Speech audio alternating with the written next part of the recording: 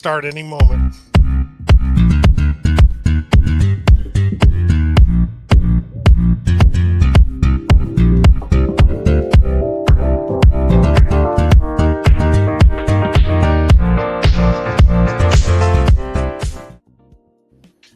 Good morning, everyone. Good morning. Happy Thursday to you, and welcome to the Altadena Talks podcast. With today being the Tony Talks segment, I'm one of the hosts, Jamal Smith. Brian is off in the background doing certain things to make everything work, and we also have, of course. Hi, everyone. It's Tony. Good morning. And we have a special guest. Isabella Karabed is with us this morning, who is in her doctoral program at USC. I met her a few weeks ago when I spoke there, and we thought it would be great for Isa to come on and just tell us about what she's doing. Part of it is her capstone, and what she's doing as far as how it could help with our community in the resilience and recovery of Altadena. So, Isa, thank you so much for coming on. It was great meeting you that day and having the conversation that we recently had on the phone. But tell us a little bit about you, exactly what you are doing when it comes to school, your capstone. Again, I give you major props and kudos because you have definite little people that you are raising and getting your doctorate. And so amazing, and kudos to you. And then I want to hear a bit about the Karabed Leadership Group as well. First of all, thank you, Tony, for trusting me and coming in the show and speaking a bit about why I developed the AORA framework and the Karabed Leadership Group. So as you said, I have three little ones, ages 6, 4, and 2 boys, and my very spicy, talkative girl that absolutely draw everything I do in my life. And of course, my partner, Rafi. We are we're partners that are experiencing recovery. I have been sober for over 14 years, and my partner as well. So our journeys have really been one of, since we got help and we were recovered because of someone else, and of course our faith, we want to do the same to our communities, right? So very early on, I came in the US. I'm originally from Venezuela, and after, like I said, I overcame addiction. I went into social work and developed, continue my studies in social work, and ended up with the doctoral degree at USC, which it's taken me 7 years to complete. Wow, that's amazing. A long time, but and in that 7 years, you've had 3 children. Exactly. Because you said 6, 3, and 2. Yep. Incredible. All while going through your doctoral program to get your doctorate. That's so incredible. Seriously. You want to know something interesting? Yes. The day that I found out I was pregnant, first I got the letter that I had. The letter. The doctoral. Oh wow. That's awesome. Yeah. So I was that was a double whammy day. Yeah. Like, oh yay, got into school. Oh, I'm pregnant. Oh, yay, but I'm doing school too. So that was a good. You got great news and great news on that day. And it's nerve-wracking, right? You're like, oh my gosh, what am I gonna do with a baby, a newborn? Yeah. But that's what I said. You got the school news, oh great, and then the baby news, and was like, oh, like great, we're happy, but I'm starting this program. So either way, that's great. I'm super happy that you were able to do both simultaneously, and that's a feat. So, but women and mothers, we're amazing. Yes. So we can do it, right? We just put our mind to it and go forth, and we can do it. Yes. So tell me about the Karabed Leadership Group and the AORA framework. So as you can imagine, I was mothering and working full time while also being in school. And what came up as in my experience was every time I needed a break, or every time I needed to, just get a little bit more flexibility from either school or work, I felt uncomfortable. I felt like I was asking for too many things, right? And so this is how I developed my capstone, based on wanting to problem solve for mothers at the workplace, right? I wanted to provide a tool, a conflict resolution tool, something that in the beginning mothers at the workplace could use to access more flexibility. And so that's why I developed the Ahora framework for resilient conflict resolution. And I'm more than happy to go over the each step that it takes. But the Karabed Leadership Group was born out of my school work and just really the desire to come into organizations or places of work and offer a leadership solution to people that maybe conflict gets in the way at your organization. Maybe you have a team that likes to gossip, or they are bonding because of gossip, right? Or maybe you have leaders that were great at what they were doing, let's say as case managers, or they were great at their tasks, but have never been taught how to lead. Leadership. Right? So because I've been a leader for many years, I made the decision to provide and to give and to serve others with those skills. Right.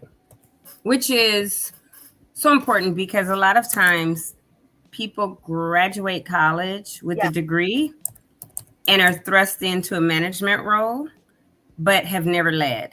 Yeah. And then there's the conflicts that they themselves have, because they're like, oh, I'm doing great. But no, you don't have your leadership, right? Not that you've got to go back to school and get a degree in leadership, but you're talking to people sometimes that are your exact peers, some that are older than you, some that are younger than you. And if you don't have the skills to be able to adapt to different age groups or different cultural norms or whatever, your leadership skills are down the toilet, right? And so it's really good that you have the Karabed Leadership Group, because you can literally teach people. I went on your website, but you are talking about, the evidence-based leadership training, the values integration training, which I think is amazing, because companies have their value statement and their mission statement, right? And it's like, oh, this is what we value and this is what we want at the forefront. But do they live their values? And do they know how to live their values, right? And so many companies are like, oh, right now, changing values, because there's this attack on DEI. There's, they may have people that are immigrants that work for the company. And then how do we protect these people? How do we lead them through the social norms, or I won't even call this stuff a norm, what's happening, because it's not, but through what's happening in society. And so the fact that you have created training for this, that some leaders, especially young ones or those right out of college who have never been a leader, but they're in a management role and want to climb the corporate ladder to be in senior management and senior leadership roles, that takes some training. That takes learning what that really means. So the fact that you've created that, super important. So go ahead. I just wanted to kind of chime in and have that, because the Ahora framework training literally is specific for resilient conflict resolution. Let's talk about that, because conflict resolution, especially in the workplace, tough. Let's talk about that. Yeah. So before jumping into the framework, let me just preface this by saying that at the Karabed Leadership Group, we do everything under the umbrella of three main values. The first value is that we value all. Okay, we value people, right? The second one is we believe in their potential, that every single person has a potential.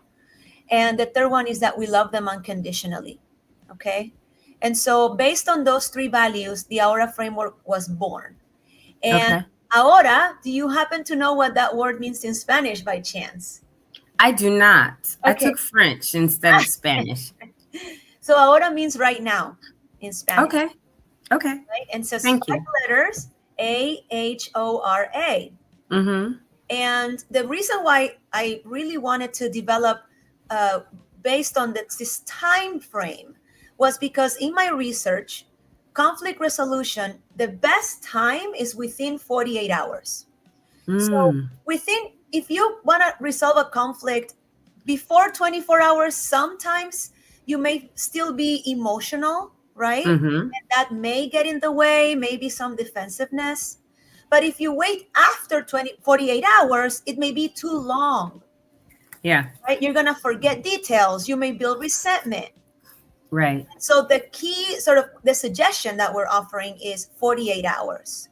Yeah, because it does have time to fester. And I think about a show that I love on A&E, which is The First 48, right?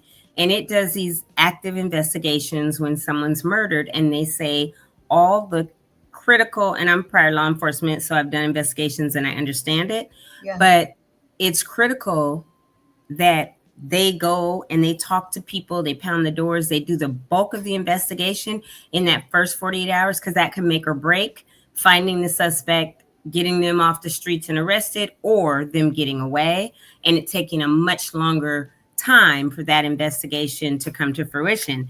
So it just makes sense, even for conflict resolution, that 48 hours, right, is crucial. Because if not, yes, I may be super upset, and it has 48 hours then to fester and make me even more upset and angry. And then I think about also releasing stuff. I've had many years of therapy, and my therapist says, as soon as you have a conflict, within, he doesn't tell me 48 hours, he's like 30 seconds, stop.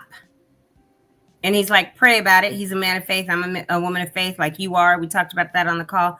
Stop, pray about it, because you got to get rid of it. You got to release it. If not, it's going to be inside, festering and all of that. And so for management or someone in a leadership role to say, okay, this is a ticking clock. I need to address this with each individual, bring them together, whatever, within 48 hours. That really resonates with me, and it makes, to me, a lot of sense. Is Izzy.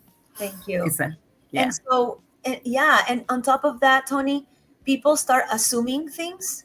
Mm-hmm. The longer the conflict festers. Mm-hmm. And we also found that the longer they wait, they tend to go to their manager and not directly to the person. So a question I always ask in the training is, okay, Tony, let's say that you said something to me that hurt me, but you don't know. Mm-hmm. Would you like me to go to you to tell you that it hurt me, or to your manager? Mm-hmm. What would you like? Yeah. Me, I'm the kind of person, I'm going to come directly to you and say, hey, can we have a conversation? Yes. Right? Because I've waited long enough to let the anger dissipate. But as adults, we need to have a conversation. And if that person is so angry that they don't think they can one-on-one, then maybe bring in a third party that can kind of mediate or be there. But I am that straightforward person that's going to say, hey, let's talk. Yeah. Because I used to not be. It would be, I'm going to let it fester. I'm going to be mad. I'm going to hold a grudge, all that. And that's poison. That just hurts you, not the other person. Absolutely. And the more we keep shoving under the rug, one day it's gonna explode. And 16% of the reasons why people are let go at the workplace is because of unresolved conflict, and 18% of people leave the workplace because of unresolved conflict. So it's a big percentage, right? Wait, the ones that are let go, what is that percentage? 15? 16% let go. 16 and 18 leave. Yeah. Wow. Yeah. That's a lot. That's a lot. And so the other reason that we created this framework was, wait a minute, we're expecting staff members to know how to resolve conflict in a way that builds rather than it brings down people. But you don't have a good relationship with conflict from their families. Right. Some people were addressed in a verbal way. Some people will maybe physically address, right? So we have to offer that to our staff. We have to offer tools, right? Yeah. Yeah. Yeah, because society is dysfunctional, and there's lots of families that are dysfunctional. I always tell people, look, there's no fully functional family. Everybody has somebody in their family that's a little dysfunctional, or sometimes middle of the road, or a whole lot. Yeah. But if you grow up with that and you're not taught that, hey, let's have a break, let's talk, or whatever, and it just repeats that cycle of dysfunction and nothing ever gets resolved. Yeah, absolutely. Yeah, which can cause unresolved trauma down the road, and then you have a trigger somewhere else, and then you're doing that same behavior, going off on people, snapping or whatever, and storming out, all kinds of stuff, right? And that's not going to bode well for you, especially in the workplace. Exactly. And that's the thing. This framework is for the workplace because we have the limits of how we are expected to behave in a professional manner at the workplace. You cannot be in a work and not resolve conflict and hold a grudge forever, right? Right. So let me briefly share the 5 steps, right? Okay. The first step, which is A, has two steps within it, okay? So let's say that I did something that, you did something that hurt me, but you don't know, okay, Tony?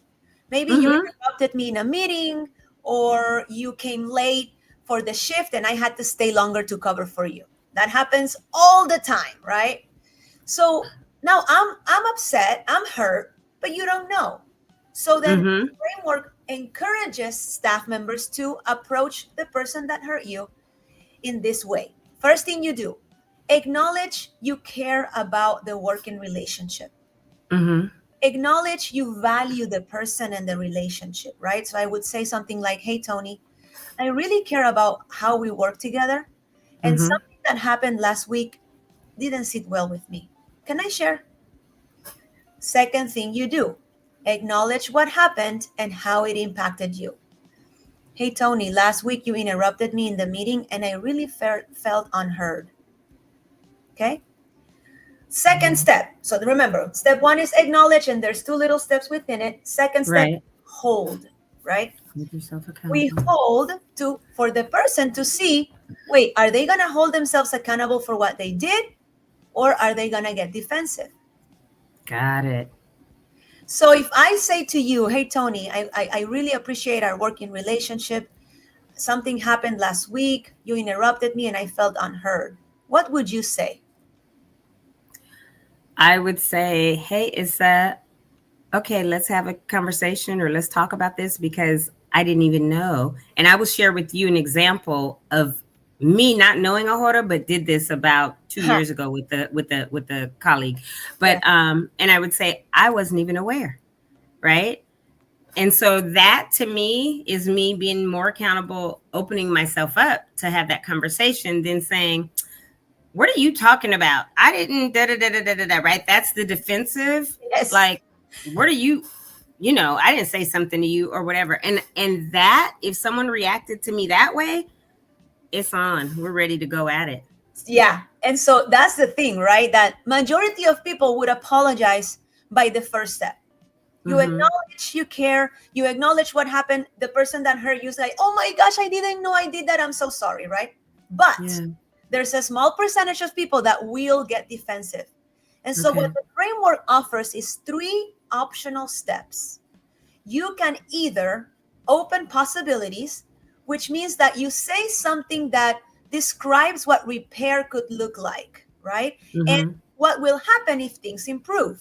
So saying something like, Tony, I know you don't agree with what I just said and you don't understand where I'm coming from. However, I think it's important we resolve this so that we can work together effectively in the future. Yep. Or you can offer step 4, which is request repair. And here you're being a bit more explicit about needing to repair, right? Okay. Something like, I really don't want to take this to my manager, Tony. So I think we need to get to a medium point that we both can move forward. Right. Got it. Now, the last step, which I think everyone should do regardless if you achieve repair or not. It's called act and align. Whether you, as the person that hurt me, agree with me or not, I want to tell you what I want to see in the future. So, Tony, I know you don't agree with what I just said. However, please do not interrupt me again in a meeting. Okay? Please make sure that next time you're going to be late, text me 5 minutes before. Right? And I always tell staff members when I teach this that if you don't reach repair, seek help. Your manager, your colleague that you trust, because you do need to say, I tried to reach repair and I didn't get to. Right. Okay? Can you go out of that? Oh, well. I didn't know if you wanted that up yet. We could do it. The steps are also on the resolution page of the Ahora on the actual site. But that's so important because what I think is not only when someone learns Ahora and these 5 steps, it will be great for them in the workplace. And next time a conflict comes up, they'll remember. But Yeah. this can be utilized everywhere in your home life, Yes. and it should be, right? Because so many times people grow up, like I said, in dysfunctional families or experience some trauma, and then there's this shutdown mechanism that all of us have. And rather than next time there's a conflict, Yeah. reach for these steps to help with that resolution of that conflict, we shut down. Yeah. And it's like, I'm not dealing with it, I'm not dealing with that person, I'm done with it, or whatever. And that does not help and provide for a good productive relationship, whether it's in the workplace or at home with friends. There's been some disrepair or whatever. These steps are super important and can be utilized throughout society as a whole. Thank you very much. I agree. And something that came up a lot when I did my initial research was that when people engaged in conflict, they would tell me, "I just don't know what to say, Isa. I don't know how to start it. I don't know what to say. I'm afraid they're going to be defensive." I said, "Okay." I created an app that whoever goes through the training, they can access. I have a bunch of examples on how to start the conversation at each level, right? And So that's do you want us to bring that app up now that sure. Jamal had up before? Thank you. Yeah. And then I know that there's a QR code with it as well. That is this app literally live and people can go and look at it? Yeah, they can absolutely go and look at it. I don't know if there's the QR code that you can use to access the app. If I That's my can walk phone. you through a little bit here, if you see at the bottom, there's a star that says flashcards. Mm-hmm. So I forgot to mention this earlier, that the way that the training is set, it practices and we role play. Every single person that does the training role plays a conflict resolution, right? Okay. And so we practice it from the 2 standpoints: as the person that got hurt, which I call impacted, and also as the person that hurt, which called Mm-hmm. right? And so Impacted and impactive. impacted and impactor. Oh, impactor. Okay. Okay. And so the flashcards, tell the staff members what to say in each step, but also we have a lot of scenarios, right? And by the way, if let's say you were to partner with me to provide a training to your organization, the scenarios are absolutely tailored to what you go through. So we have a pre-training call, and I ask all these questions and then set the scenarios up for that, because I wouldn't want you to practice something you don't relate to, right? Yeah. And it can't be just cookie cutter, right? Because every situation is different. Every work relationship is different. Every person is different. So the fact that you have the call, get a little bit of insight into what's going on, and use that data that you've gained through that call to then say, okay, this is how we will approach this moving forward when we start the training is amazing. But that's how it should be. Yeah. Too many programs are out there that we've seen that are cookie cutter. Yeah. And it's like, here, this is a one size fits all. And it really is not. Yep. We also include microaggressions as examples that happen to people of color, that happen to, right? Like, and so. Happen to women. Yeah. Happen to people that are on the spectrum, that happen to people that live alternative lifestyles or, whatever. And the microaggressions are just heinous, and it's growing in society right now. And so if someone could deal with that, well, like you said at the beginning, when you were talking about your children, you said your 2 beautiful boys and your 1 little fiery da-da-da-da-da. Well, we use those terms, and sometimes they have a negative connotation, because I was always called, oh, you're bossy, or oh, you're loud, or oh, you're, whatever. Yeah. Now as an adult, it's like, no, you saw leadership in me, but you did not know how to say you're a leader, and then channel that, love that, right, into a leadership type program or organizations or program. It wasn't my parents, by the way, that did that, but other people, right, that are like, oh, you're this or that. And so we tend to hurt people with our words. Yes. When we see someone that has leadership potential, especially when they're young. And rather than knowing it, because if you don't know it yourself, you don't know what you're recognizing.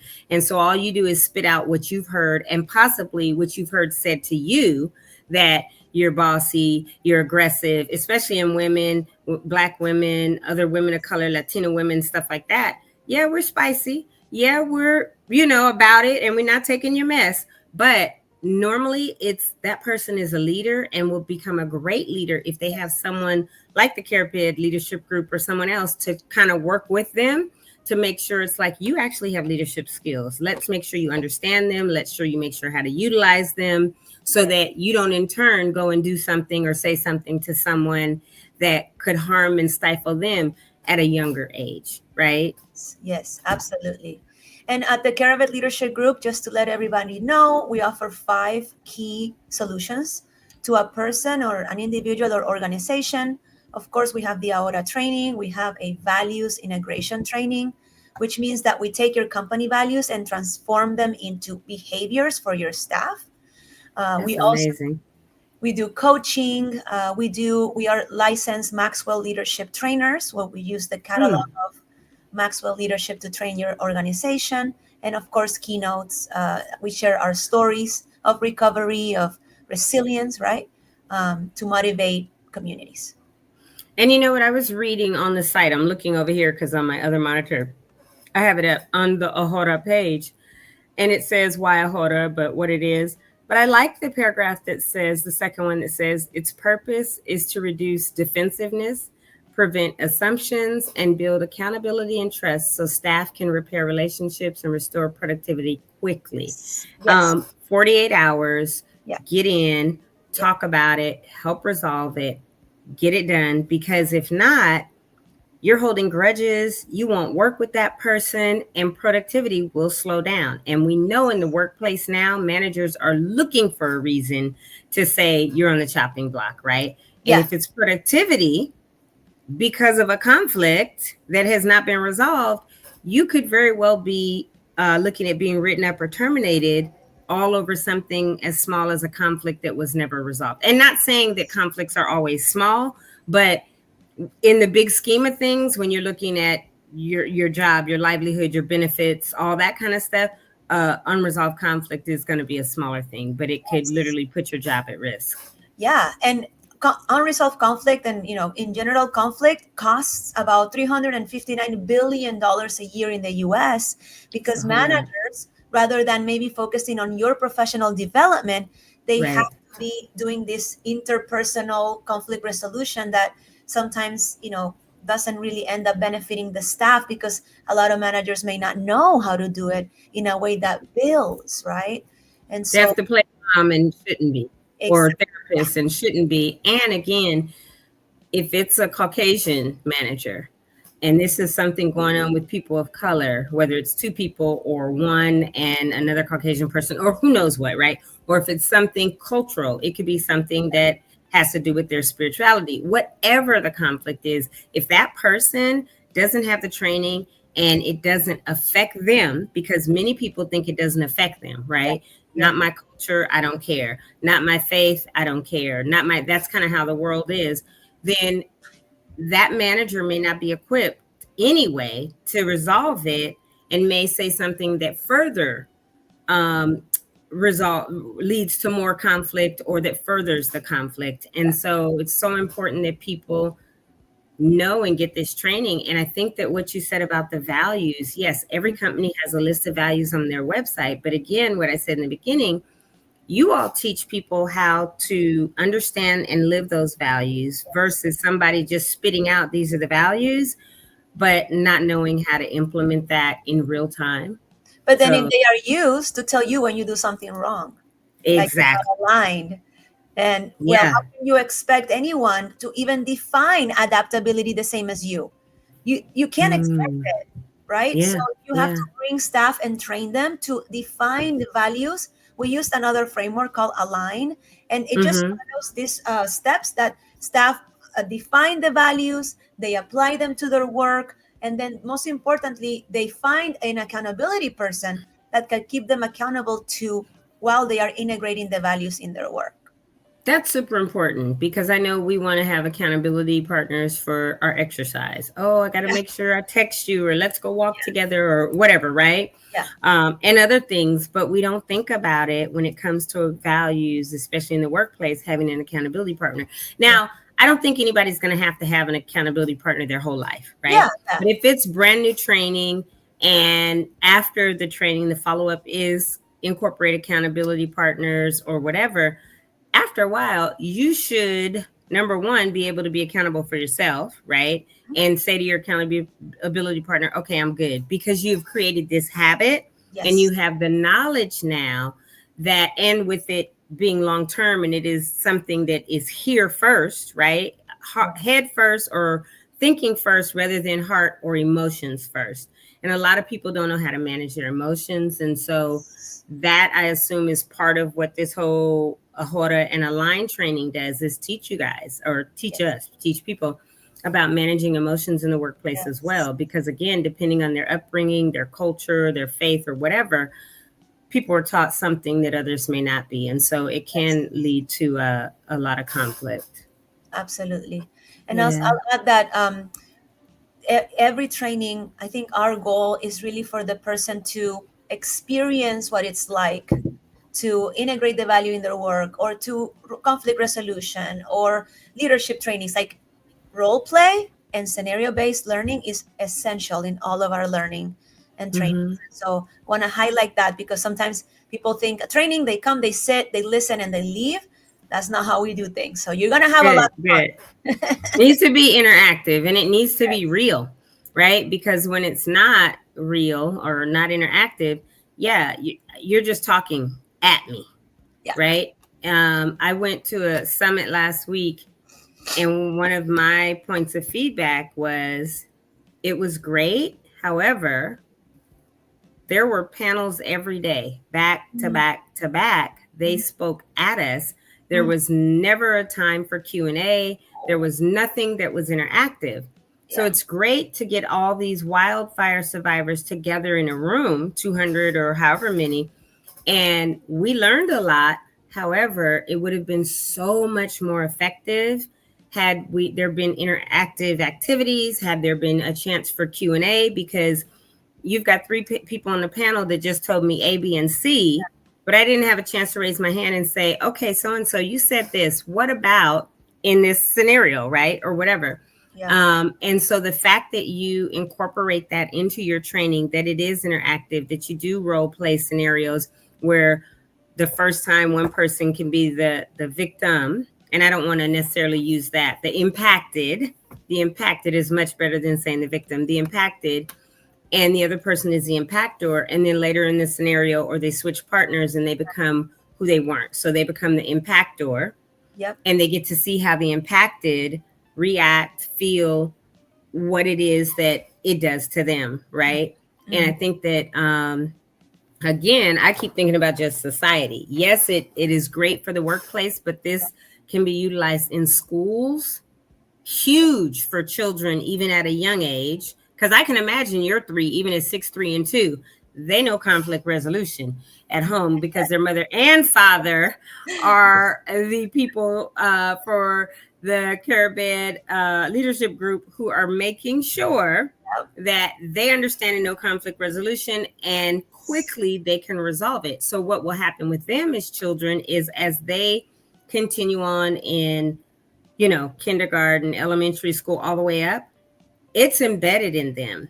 And so they will automatically, not only for a one-on-one situation, but they may be able to help other students in the class. And this is, to me, a framework that needs to be implemented in our schools. And it's not like you're indoctrinating children, but you're teaching them another way to Yes. interact with people. And Yeah. if we have that, we may not have as many school shootings as we see, right? Because these kids that don't know how to resolve conflict, that don't know how to manage their emotions, and their thing is, oh, I'll retaliate, I'll get a gun and kill people.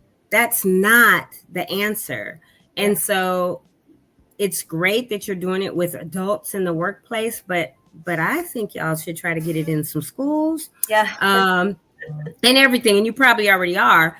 And then even with families, say, hey, we have this counseling available to families, because even if you brought a family of, let's say, 4 or 6 in, you guys in no time of meeting with that family will identify who the leader in that family is. Yes, right away. And then you can say to the others, if they are impacted by this leader who is the impactor, or is it flipped where they come at the leader, the sibling who has the leadership skills, because, oh, you're bossy. I'm a middle child. Mhm. I have a sister 3 years older, a brother 3 years younger. It was me and a brother in the middle who passed away. Everybody, our entire lives, has always thought I was the oldest, because, and they're like, and my siblings are like, oh yeah, she's bosses around her whole life. I had after the fires, I had something like a town hall back in March, and my brother was there because he's a fire chief with Cal Fire, so I had him speaking. I was pulled out of the room for a minute, and when I left, he had the microphone and was speaking. When I came back, he had finished and he gave it to somebody else. So I was like, who told you to give that mic to somebody else? Because that's the instructions I gave you. Like, And I mean, I said it because this is how we've always interacted. And he literally got the mic and was like, y'all, this has been my entire life. She's done this. I love it. But it was like, what are you doing? And even my sister, who's 3 years older, people have always thought I was the oldest. Yeah. So not knowing when I was younger, these are all leadership skills Yes. I had that I was born with. Yeah. It was, oh, Tony's bossy. Oh, Tony thinks she runs the family. Really, I did. But no. But, that kind of thing. So I go back to, if this is something that children learn early on, this can reshape society. And I know you're not the only one out here doing it, but it's so very important what you all at the Karabed group are doing. Thank you. I think ultimately why it works is because it starts with valuing the person. Because you know what, Tony, even if we disagree on something, I still value your humanness. I still value that you are a human being, that brings something to this world. And so it starts with that. Hey, Tony, something happened last week, but I want to talk because I value our relationship. I value you. I care. And so that's the main goal. And guess what? Every training, that's the step people forget to do. And that should be the first step in acknowledging and seeing someone, because if I see you in your humanity, and if I see you you're not from here. You told me you're from Venezuela. You have an accent when you speak. I don't. That doesn't make you any less of a human being and a good person than me. I might be a horrible person, and you might be the better person of us too, right? Or vice versa. But we forget to see people. We forget that everyone has a different journey. Everyone has different past experiences in their life and their childhood experiences, which typically shape us into who we are as we get older. And so if I don't see you in just what you said, the humanity first, then I'm already closed off. I don't want to hear anything you have to say. I look at you as a Latina woman that's not from here and might need to be reported to be deported. I look at you, all the evil, mean stuff that we hear today. We huge example, obviously, for our country is what happened to Mr. Kirk last week. He's a young boy to me. He's 31. I have children in their 30s, right? But did he deserve to be murdered? No, nobody does. Dr. King didn't. Malcolm X didn't. John F. Kennedy didn't. Anyone else who's murdered, the young men in Mississippi, the 2 that they found this week hanged, they didn't, because of someone's evil or someone's hatred or someone's lack of seeing them as a human being, regardless of whether I agreed with anyone's theology, whether I agreed with what they spewed from their mouth or spoke from their mouth, or if I fully agree.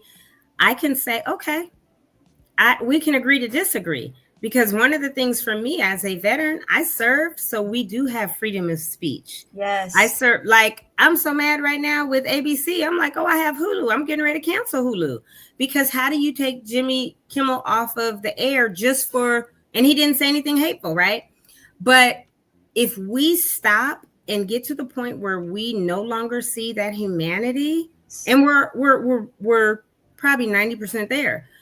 It's going to be even more and more horrible every single day. And you can't begin to value someone if you don't even see someone. Yes, absolutely. Absolutely. Beautifully Yeah. said. I, Thank you. I see a question in the chat. Do you want me to answer it? Yeah. So what we'll do, can you pop those three up, Jamal or Brian?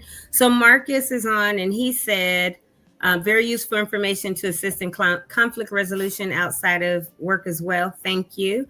And then Stogieman69 says, Isa, this is a great program. And I agree with Tony that it could be expanded to the home for the entire family. And then do you do speaking engagements to share your training techniques? And I do see that on the website.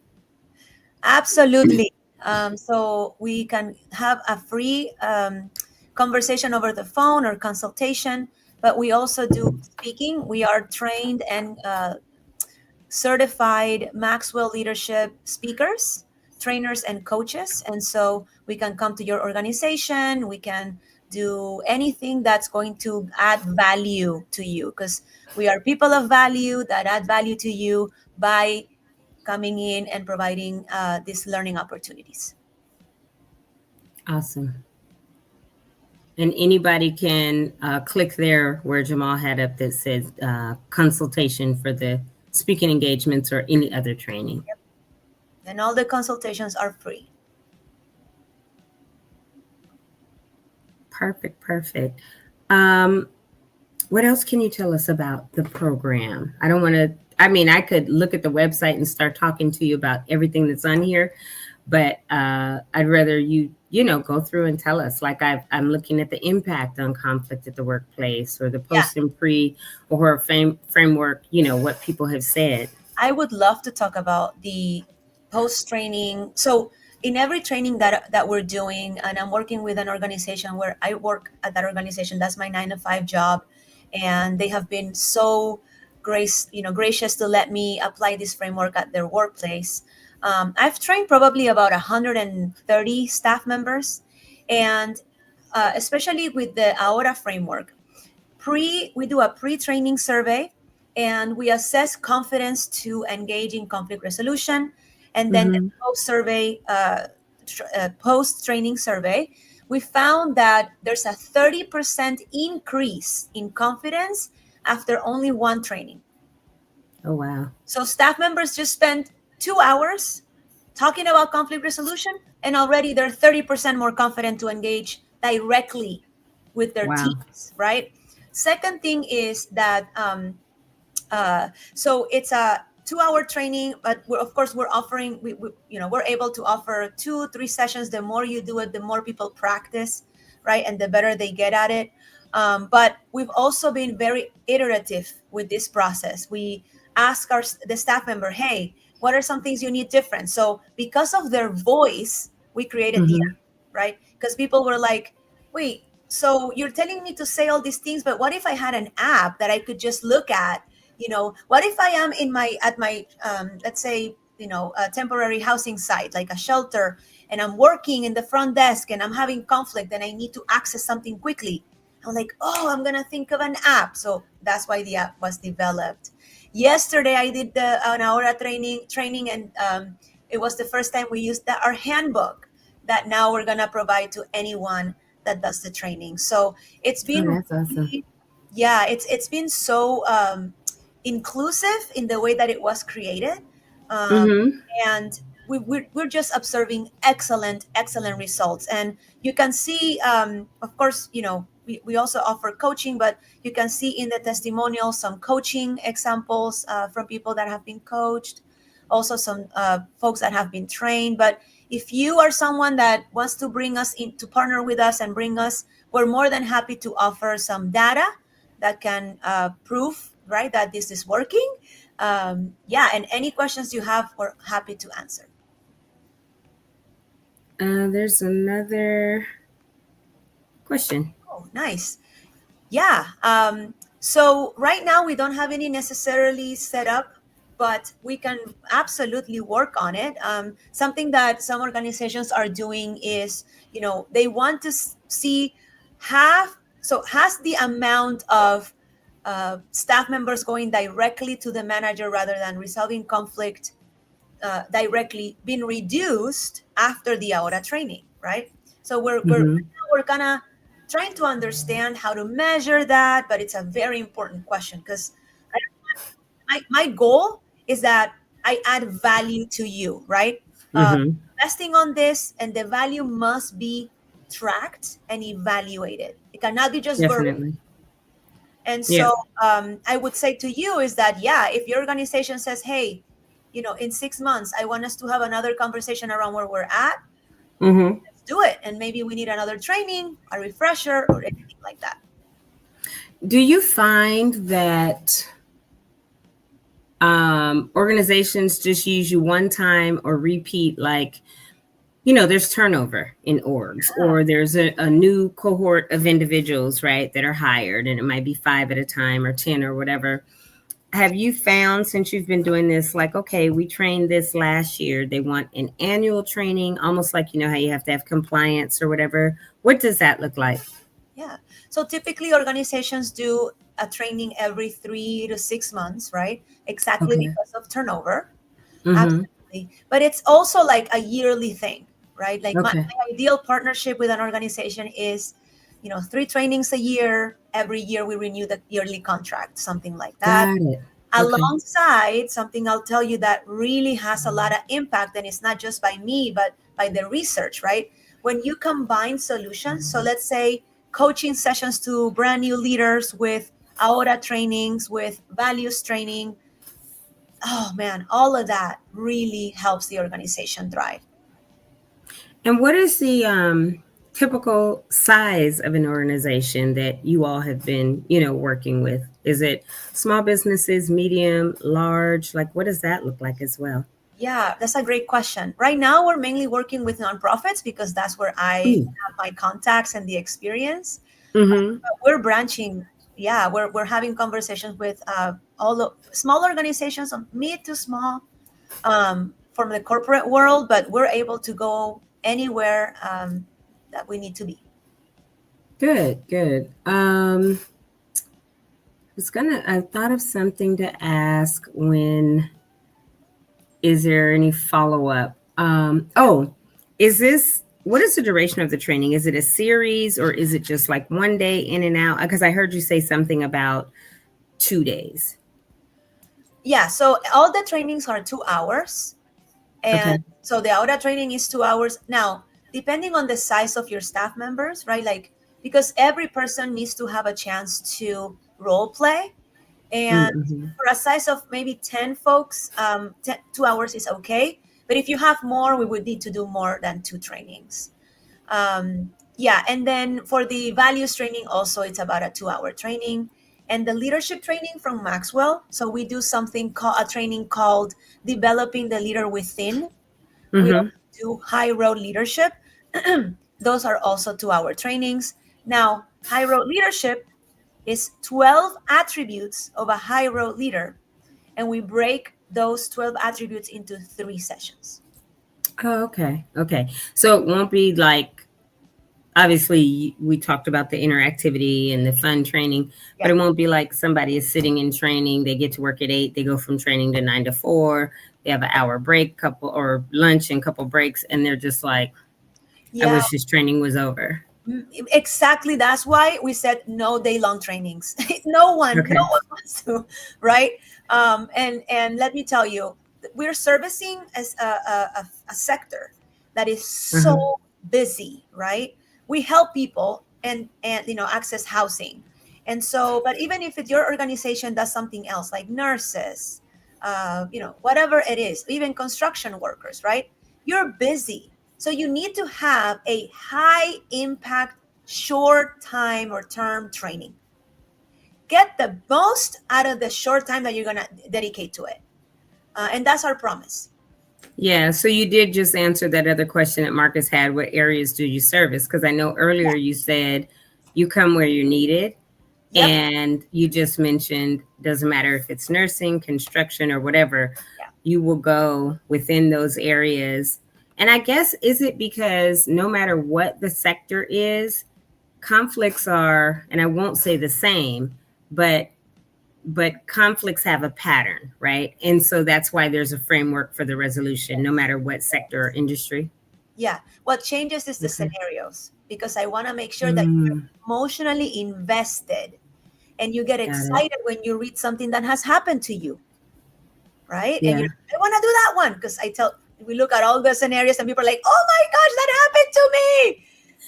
So that's why we have pre-training calls with the Yeah. HR manager or whomever is hiring our services.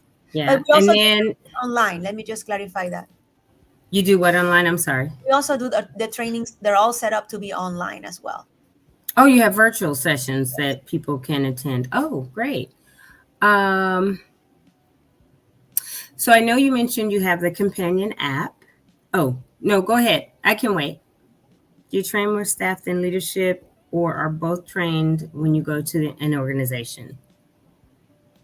I would say that it's organizations in general do offer leadership training, and when they partner with us, is maybe to add an additional layer to training staff on leadership. And so, but most organizations have already had some leadership training to their staff. I think that's what you're asking.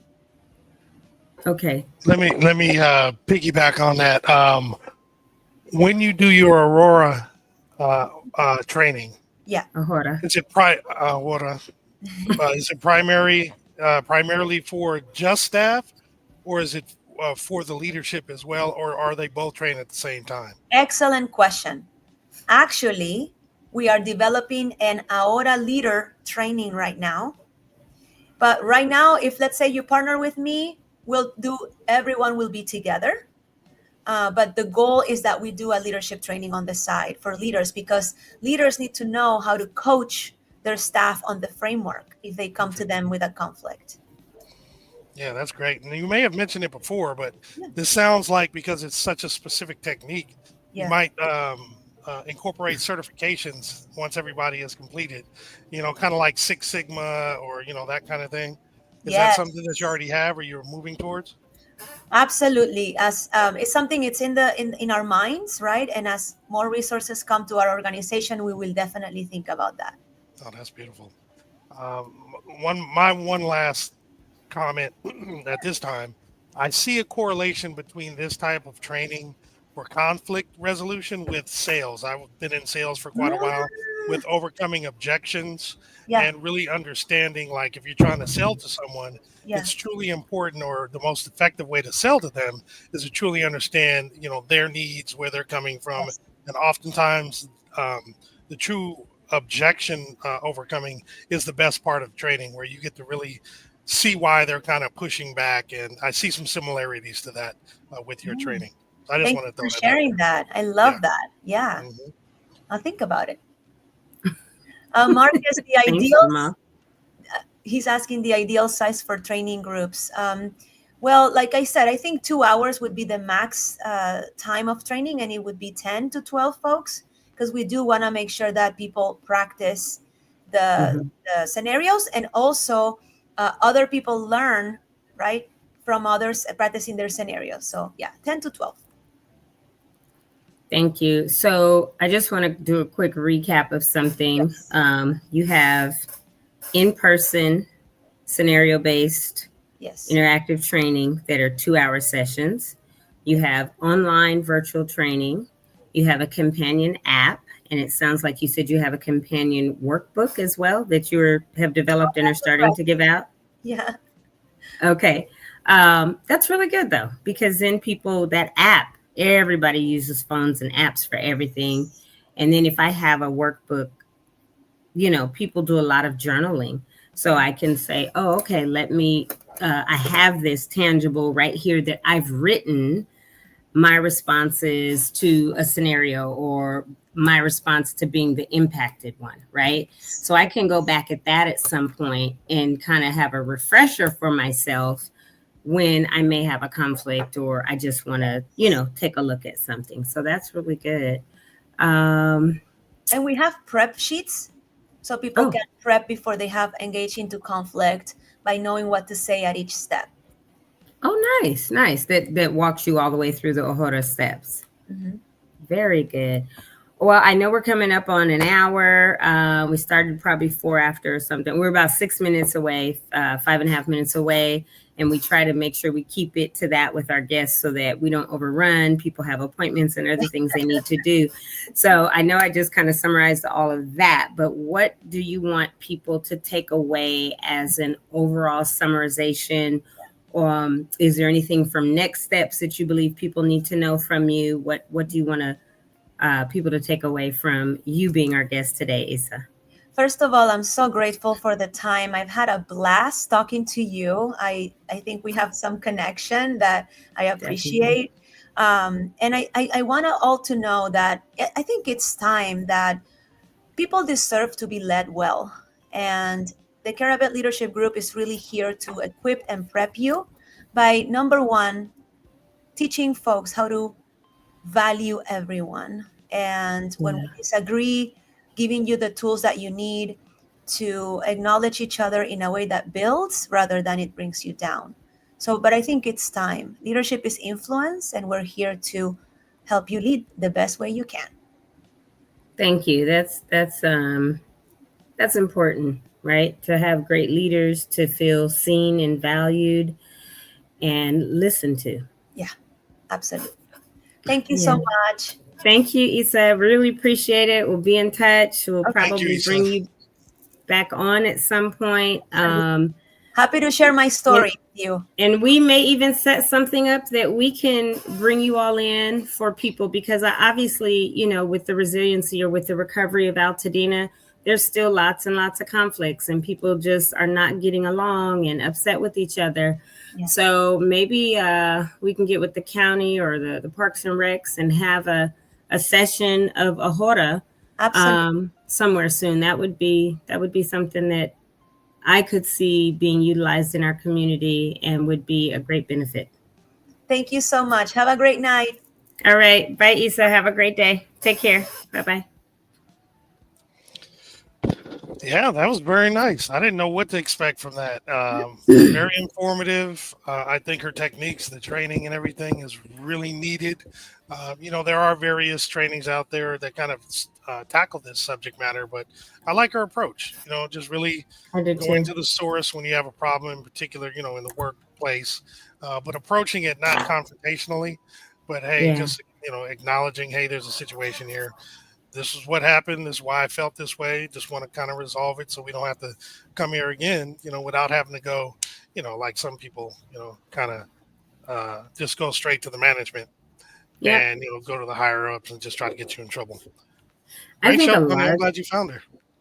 yeah. Or she found, Hey, y'all it found each was other. yeah, exactly. She's great. We met a few weeks ago when I went to USC. And I was on that panel, and she was one of the first people to come up to me. Another young lady, but she was having surgery, but I want to bring her on too. So all the people that I was speaking to are in their doctoral program. She literally is at the end. She has a semester left. Others have a year left, a year and a half or whatever. But she was like, I think we can talk. I want to talk to you about my capstone, all of this stuff. So we exchanged numbers and we had a conversation about a week and a half ago. And it was great. We were on the phone like a good hour, just chopping it up and talking about our faith and all of this. And then the bus was dropping the kids off, and I heard them coming in. I said goodbye. Yeah, I will like talk peace to you out. another day. Right. You got Yeah, little you about people. to They get to need you. work. Exactly. But she's great. She's very calm, and her voice is very soothing and calming. And so I think it was a added value to have her on today. And I would love to maybe see if the county wants to work with them and bring something up at Loma Alta Park to just talk to people, right? Or do Awesome. this scenario, because people are very angry still. And I've said, if you hold on to that and fester, it can really damage you inside. But we're trying to make sure neighbors are okay with one another, right? And because you think that everybody failed and somebody over here doesn't, right? Or they have a different perspective of the fire or the recovery or whatever, there's people super angry at each other. Um, and so, we went up to that summit last week, and Zaire Calvin was there. And, he came on our show that one day. And I was like, I'm done with Zaire. And we were fact checking him in real time. And I hadn't spoken. I've seen Zaire in person several times since then. And what little issue that happened at my town hall. And I have not spoken to Zaire at all since March. Because I'm like, when I say I'm done, I'm done. Like, basically, F Zaire, right? So the whole time at the summit, we were standing next to each other sometime. I act like he was invisible because I had said he's now invisible to me. And so God worked it out where I was leaving, and I knew I was leaving on Thursday from the time we got our tickets. Most people were leaving on Friday, but me and another young lady who were leaving, we decided to carpool. They had given us each other's contacts before. And so then Taylor said she wished she could leave the day before. I said, well, change your flight and come with us. We're leaving right afterwards, right?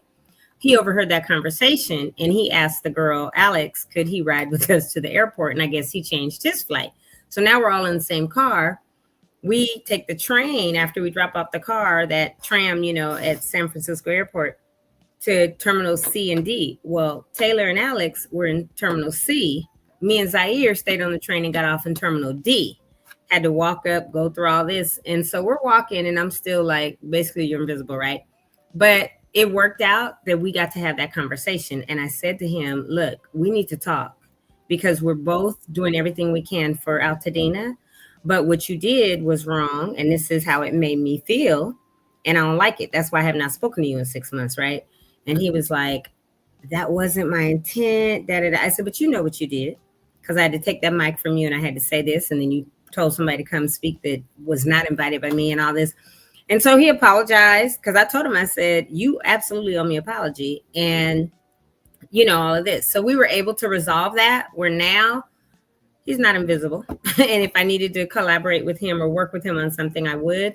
But we hadn't had a chance to have that conversation. So even in what she's saying now, like we weren't shouting and upset with each other, but I called him on the carpet for his stuff, right? Because this is what you did. This is what you said. I don't like it. You owe me an apology. He did apologize. He said, I'm sorry. And that was never my intent, and all this. And so, yeah, we're good. It's all good. Yeah, Marcus, that we cleared some air. No, we cleared it. We cleared the conflict altogether. Because that's what I believe in, because I'm going to talk to people and say, look, we need to have a conversation. And that's what I did while we were at the airport. And then we wound up going in the Amex lounge together and eating and laughing and all this kind of stuff. So it was a good thing that he overheard the conversation. We were leaving early, asked, got in the car with us, and then we had time together to talk. So yeah, but I think what they're doing is great. Could be utilized well in Altadena and maybe Palisades or whatever. Yeah, we definitely, if we can find a way to make that happen, I think we should. So, if we could be part of it, because we do have a little more influence now than we did at the very beginning of this, in particular you, because your face has been, the face of Altadena Talks, and you've been out there, quite a bit, and, you do get on the panels and what have you. So, but our voice can be heard. And the reason why I'm on panels and stuff is because I talk, right? Not only here, but I talk more than anybody. Brian is definitely out there more than me, but he's filming, he's interviewing people, he's going and he's doing all that stuff. But that's the great part about the three of us and what our niche is or how we interact with the community or whatever. But apparently he's had more technical difficulties today, like, he's had this week and I had yesterday. But I agree with you, Jamal. And if I can work with the county to get them in and maybe have a session or something at the park or somewhere, I think this would be amazing. Oh, yeah, definitely. And it was funny that I saw the parallel with the sales, because we used to have, each organization I've been with, they've had, organizations that deal with sales training come in.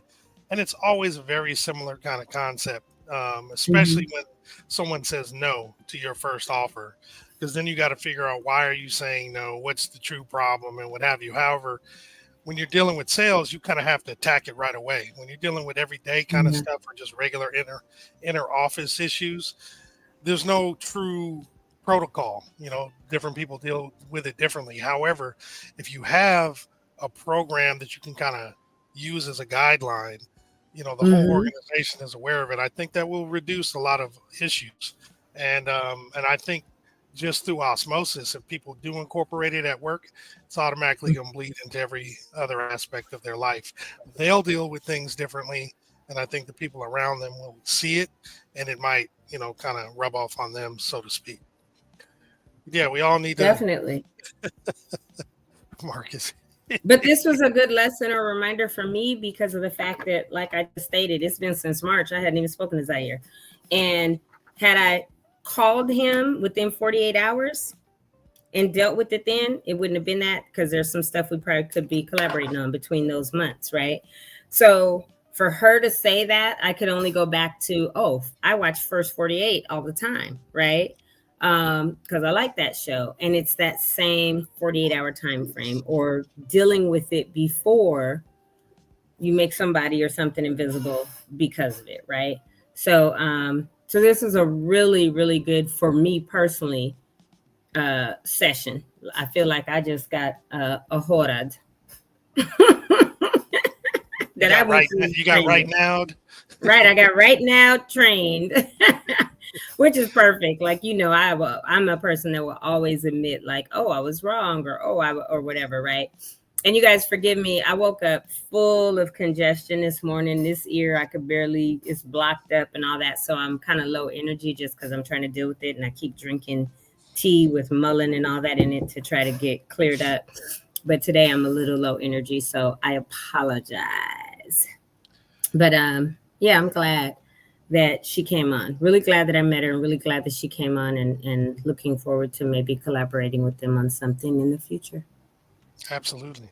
Yeah. There's a few things going on today that I want to kind of touch on. I'm not going to do the whole gambit of things. So I'm going to jump into the slides right now. And forgive me, folks, as I advance through some of these, because I didn't change the order like I normally do. So I'm going to skip some as we go through it and, pause on others. So here we go with the slides and announcements.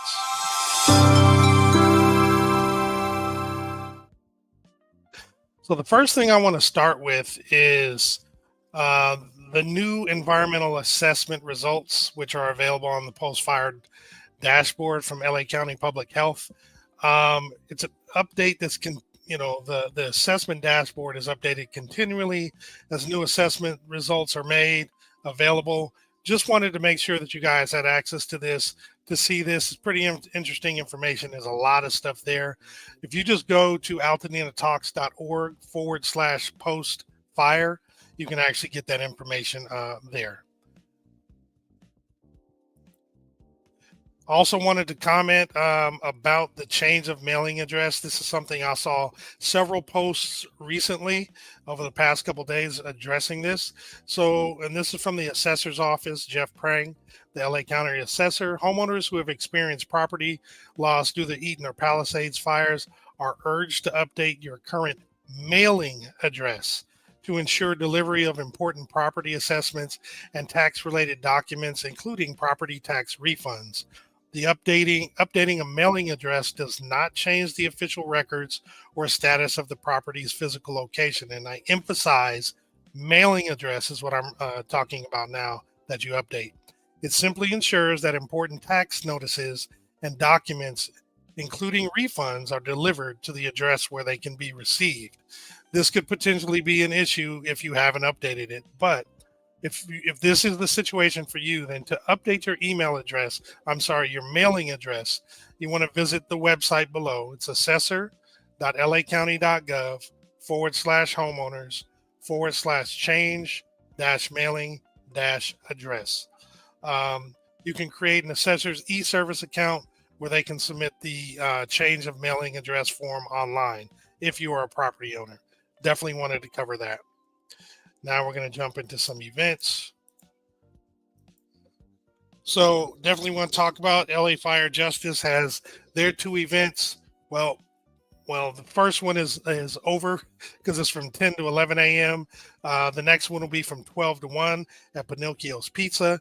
This is business chats, where if you have a business that was affected by the fire, you can speak with the attorneys at LA Fire Justice. At Pinocchio's Pizza again at 1449 North Lake Avenue in Pasadena. Let's skip. So tonight from 7 p.m. to 8 p.m. is the annual park community meeting. It's going to be at Loma Alta Park, which is at 3330 North Lincoln Avenue in Altadena, and it will be inside the gymnasium. Come meet the park staff, learn about upcoming events, programs, and activities for the year. They want to hear from you about your park priorities and also want to know how they can partner. There will be child activities and snacks available. You can actually get additional information by going to parks.lacounty.gov/annual-community-meeting, or you can actually scan the QR code. Let me remove this banner real quick so you guys can see more. All right. And let's see what's next. Also today at Fair Oaks Burger, in conjunction with Rebuild Altadena, is Rebuilding Thursdays. This is going to go on from 5 to 7 p.m. Again at Fair Oaks Burger at 2560 Fair Oaks Avenue in Altadena. It's where you can learn how to save the most possible, all while supporting local businesses.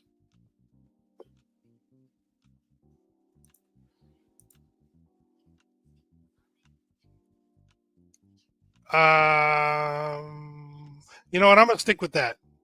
I'm not going to talk about the other things at this point. We have tomorrow to discuss them. And I'll bring Tony back on. We are an hour and 11 minutes in. We'll go over the whole gamut tomorrow, in addition to things that are going on tomorrow. Unless, other things are going on tomorrow. We'll address those then. This is a nice show. I know you're not. I was going to ask you about the SCE thing, but that can wait till tomorrow but there's coming up events, but they're not, I think, until the 25th. So that can wait till tomorrow. Yeah, I have a few things related to that we can bring up too. Okay. Marcus had shared something with me for the 20th or so on Saturday. I'll share that with you guys tomorrow as well. It's a distribution event, and yeah, we'll definitely cover that information then.